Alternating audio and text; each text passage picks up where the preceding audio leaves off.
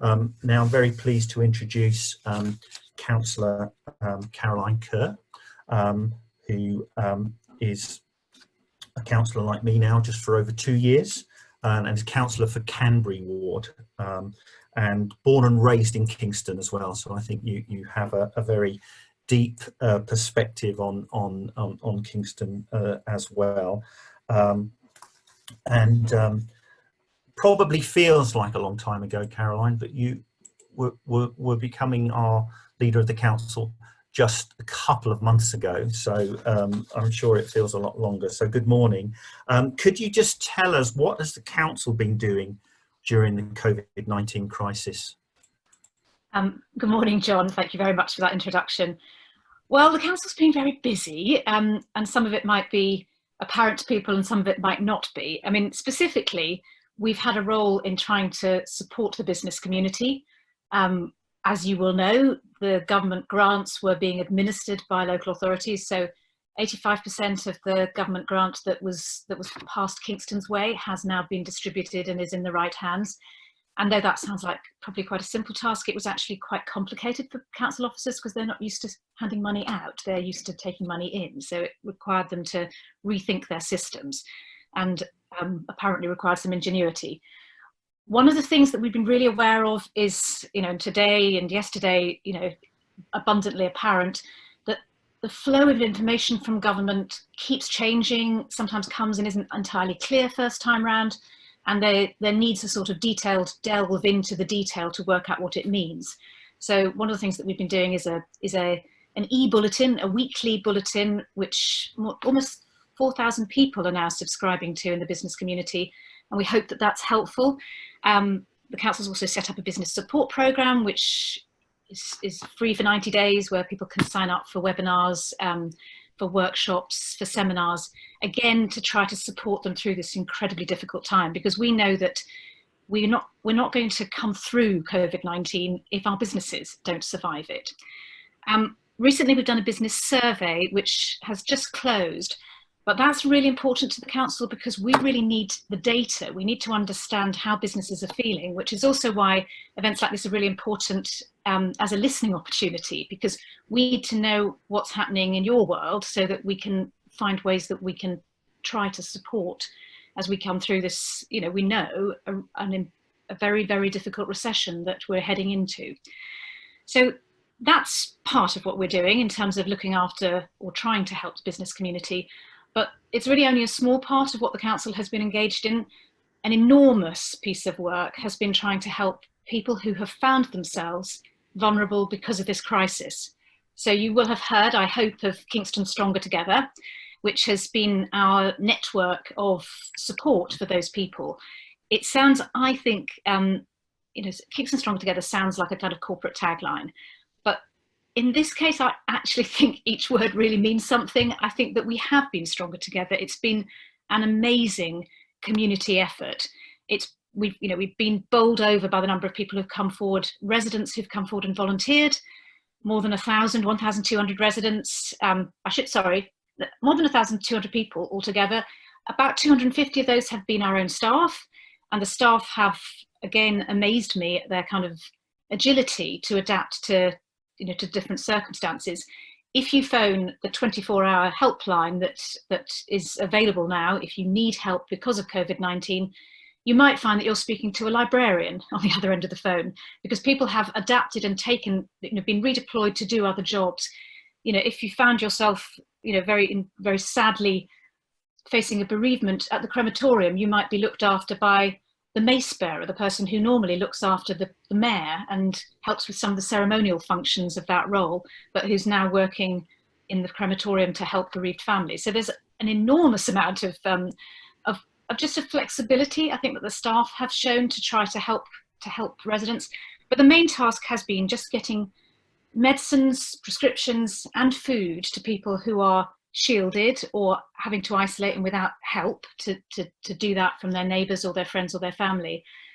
And just as alarming, I think, to provide food, hot and cold food, to people who have been who found themselves very, very much in need during this crisis. This is this is, I think, reminded us all of how precarious life is, but in particular, and I don't need to tell you this, how precarious our economic well-being is. And for a lot of people, that has been a real, a real moment of anxiety. So we have been, again, with the most amazing volunteers in the voluntary sector, we have been getting food parcels out, more than 1,000 food parcels, more than 1,000 frozen meals out to people who need them. So that's the sort of, I suppose that's the nub of it. We've also, of course, been housing our rough sleepers and providing food for them too. Yeah, and I must say, I mean, I'm very grateful that there is, it must be said, a number of our local businesses, large and small, who have all mucked in many of these tasks, and I know that there will be many who don't get a mention, but I mean I've been exposed. I mean, there's companies like Blue Arrow who do care. They've made a very large donation to the food bank Street Champions in Berrylands, which is a network that I'm involved in helping set up, and are bringing regular supplies. We have companies like Steers in Berrylands, and also I think Beppe over in the Bishop up in the Tudor area, who are delivering supplies and meals and food to NHS and care workers. So it's really great to see, and we also are mindful. I think a lot of businesses are having to on the fly completely re-engineer their businesses to cope with this crisis. So I'll just pick up on that, John, if I might. But we've at times we've appealed for people to help, and we've been always just sort of delighted with the response that we've had. John Lewis have provided fridges and freezers. Companies like Unilever have been very generous in their donations to the food bank. Probably by naming them, it's invidious because you leave people out, but H Mart in New Malden, Costco, all kinds of organisations have just given generously at a time when we know it's not easy for them, because their businesses are also under pressure. And smaller organisations, restaurants, you mentioned Steers, close to my heart, because they were always very, very kind to my mum when she was elderly, living alone, and putting in orders for sort of 3 carrots and 2 potatoes, and they would drive it round with a very cheery smile and never look at the commercial aspect of that transaction. But organisations like that are probably predisposed to be good community champions, and we've just seen so many of them coming out of the woodwork. So many of the restaurants, Capodicio in the town centre in Kingston, there are just so many of them, and we're incredibly grateful to them. Yeah, and I hope that we can remember all of those local businesses that have helped, and that we can celebrate them when we can, and remember when we choose to go out again to maybe thank them in a way that's going to help their bank balance as well. So we do need to applaud them and to remember them as well. As a council leader, I mean, what else can you do you think, to help local businesses and the local economy in challenging task in normal times, but now even more, I think, of a mountain to climb? Well, it is a mountain to climb. I mean, I think one of the things that we've been trying to do alongside our MPs is lobby government. And I know Ed mentioned the reopening of garden centres. That was a cause that I took up. I sent an open letter to Paul Scully, who's the Minister for London and Small Businesses. He didn't actually provide me with a reply, so I'd like to think that he was listening, but whatever the cause, we're delighted that some of that lobbying works. A lot of it is about, I think, it's about understanding what the problems are and trying to find ways in which we might be able to help in the future, because as well as the difficulties, there are also opportunities here. And I think there's something to be said for celebrating those companies that have really grasped those opportunities and have somehow managed to adapt their business model to survive and to make a viable business in these incredibly difficult times. And it's something that I think we're going to have to work through as we move into whatever we call this, the sort of pre-recovery stage. We think, you talked about buying local. I think that we may be working in a more local way in future. People have had the experience now of working remotely. you know, the whole of the council has been working remotely in a way that I would not have predicted was possible if you had asked me 3 months ago. And now it's proven to be more than possible, actually to be working very well. I think a lot of businesses may be able to capitalise on that and may be able to introduce some home working in the future, keep home working going in the future, but they also might want to have office space that is more local. And this morning I was at a Kingston First board meeting where it was, you know, one thing that was discussed was the fact that central London, companies that are currently based in central London are making inquiries about whether staff might be able to work in office space in Kingston, because the whole idea of commuting is becoming a lot less appealing. And people have seen the benefit of being able to work from home, but there are also, for many people, disadvantages in that, depending on what else is going on in your house and how big your house is. For a lot of people, what they want is flexible office space that is closer to home, doesn't require the commute, but isn't actually in the house that they live in. So I think that we have to be open to those sorts of opportunities. It's not something that the council can make happen on its own. We're not the landlords. We don't own the town centre, for instance. We can't make landlords make places available, but we can encourage, and we can certainly have conversations, and we're very much open to that. Okay, thank you. And again, yeah, just trying to field the questions that are coming in. I see that, questions related to town centre. I think your colleague from the Kingston First board meeting, Pippa Mackey, has asked a question, and it's about, I think, new patterns of shoppers in Kingston post recovery. You know, will people be less likely to go to the shops in future? You know, online shopping is appeal.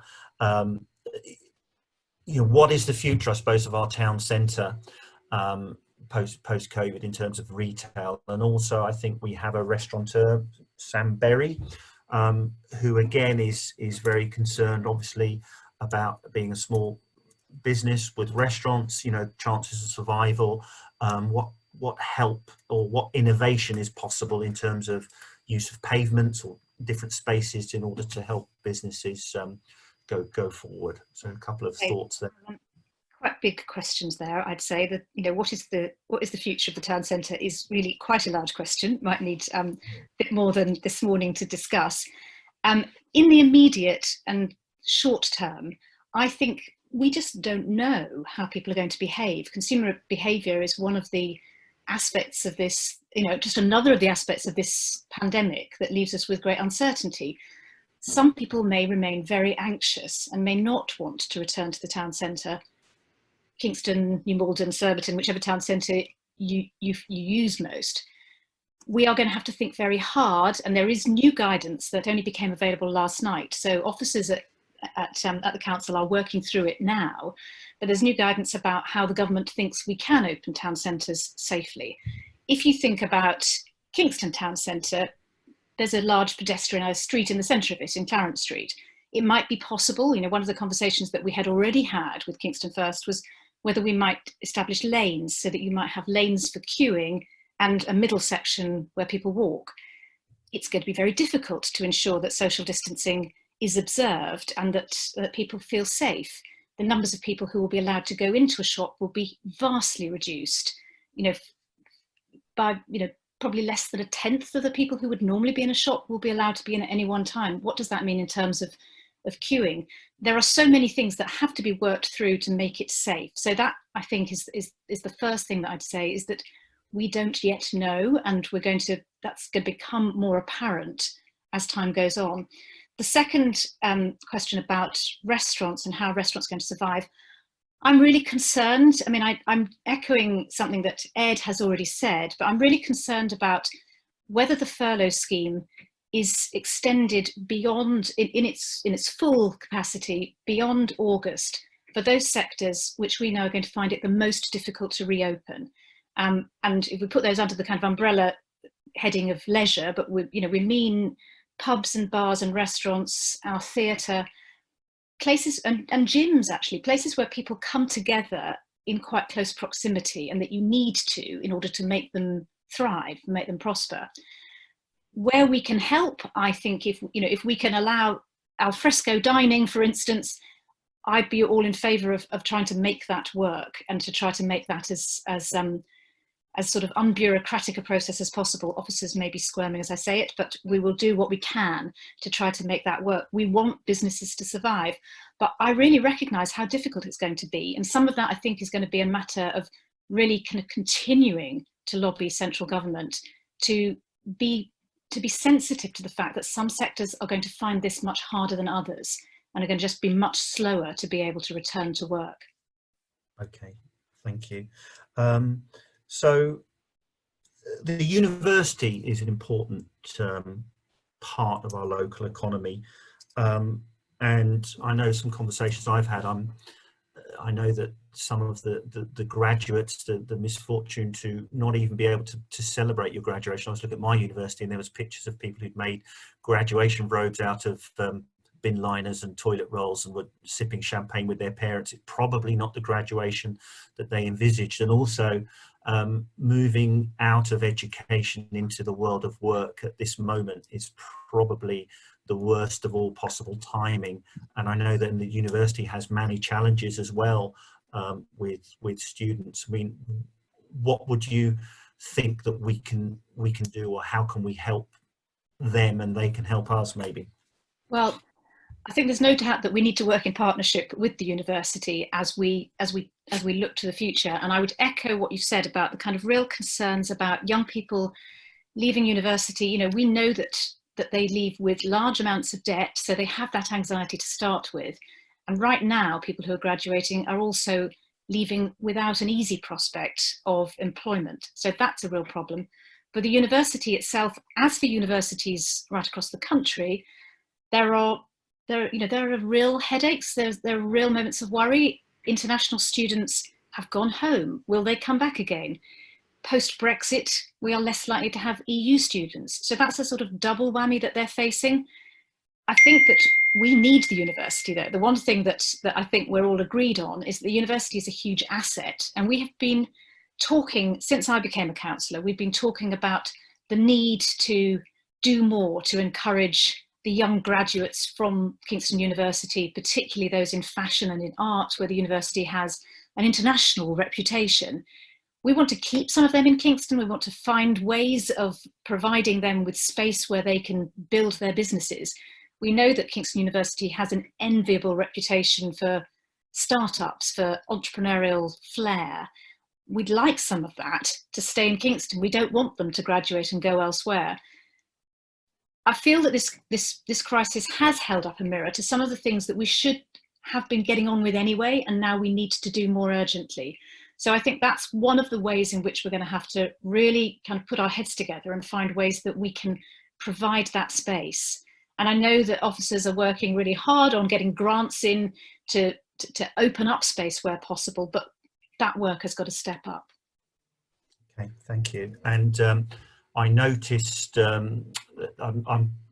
lots of questions coming in, but Claire Selby again, who works at the university, I think within the art school there, has I think endorsing some of those comments you've made. I think one of the things that we have to remember is, and she's made that point here, is that the younger generation can play a role in shaping the future of Kingston. And, you know, we now have a potential to keep and utilise their skills in the borough now more than ever. And I think that's a good point from Claire. So I definitely would like to follow that one up as part of what the Kingston Business Forum does. And I think Robin Hutchinson, who's up soon as well, will have things to say about that. I think there are, in terms of trying to address some of these questions, I do know that we have a question, for example, from Chessington World of Adventures, just who we must remember is a huge employer and something to be rightly proud of within our economy. And I think someone who's working there has made the point. They're employing over 1,500 people at its peak, full and part-time seasonal work, many of them local people. They are probably needing some help, I think, from the council in terms of helping them to reopen lobbying government. I'm not quite sure, but perhaps there's a follow-up that I think we will do there, and reach out to Chessington. And I think on behalf of then the development community, the developers and people who worry about commercial property, Bob Cataneo, he's making reference to, you know, efforts to provide a more flexible planning policy over consents to you know, I think you've referred to office space maybe requirements. Will we be addressing, you know, some of those issues in terms of, you know, planning policy being more flexible? Well, that is a question that I already heard from Bob once this morning, and there was an agreement that he would meet with the Director of Place offline and discuss that further. So that's an issue that we're very well aware of. One of the things I wanted to pick up from the comment about needing to keep the university students as they graduate, the young people from the university in our town, in our borough, is a question about housing. And I think that there's always a tension in this borough, as in most places, between people who want to, you know, kind of keep what is lovely about the place where they live and people who want more development.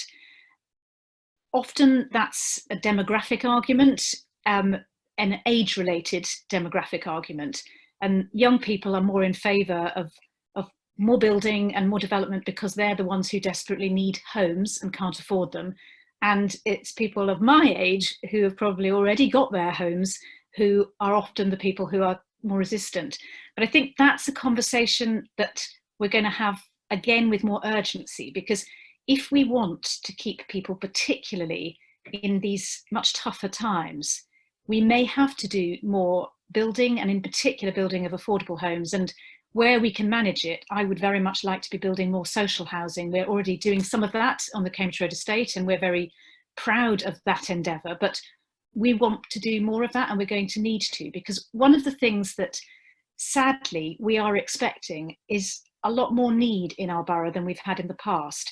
We know that, for instance, a lot of private renters are currently in difficulty, but that they can't be evicted until the end of June because the government has put a moratorium on evictions. But it could be that at the end of June they find that they are in debt and that they are not able to pay their rents, and we may find that in the coming months that there are a number of evictions, so more people become homeless. We know that there are a number of people who will lose their jobs and who may need reskilling and may need more help to kind of reinvent themselves in some other role. There is going to be a lot of distress during this period, and we're going to have to work together to try to support people to find their way through it. Great. Okay. I think, again, just as someone who, you know, I think I'm always very heartened, especially by the comments and that people are making as they live in. And I mean, I always believe that the Kingston business community isn't really that different from the Kingston community. You know, people do want to help and to do the right thing, and as we come out of a very, you know, difficult time, I'm sure that people will step up.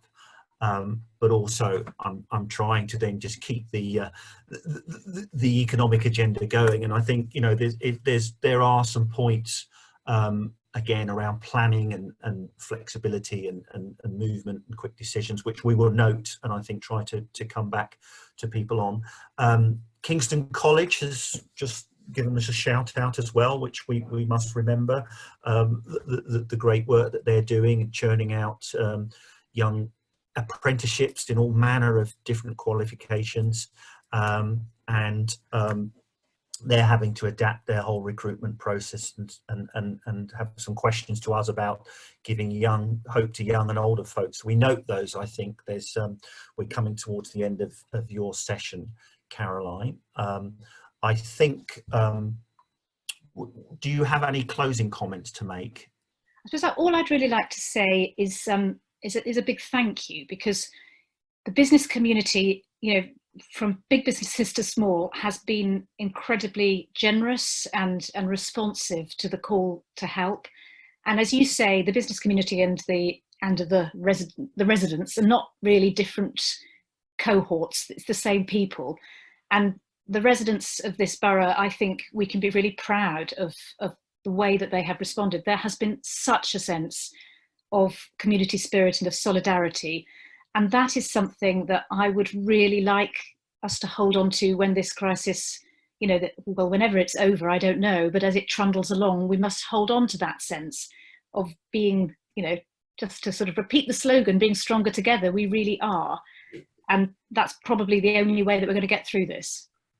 Okay, thank you very much, Caroline, for joining us today. So I think we will draw a line under some of those Kingston issues. What I would also just like to say is that we do want to help, and I think one of the ways, there are lots of questions, I'll come back on some of the ones that have been asked, but also these are things that you should and could take up with your local councillors as well. And I think you'll find that people will want to help. We might not always have the answers or be able to give you the answers that you want, but people do want to try and help. So please ask if you do need that.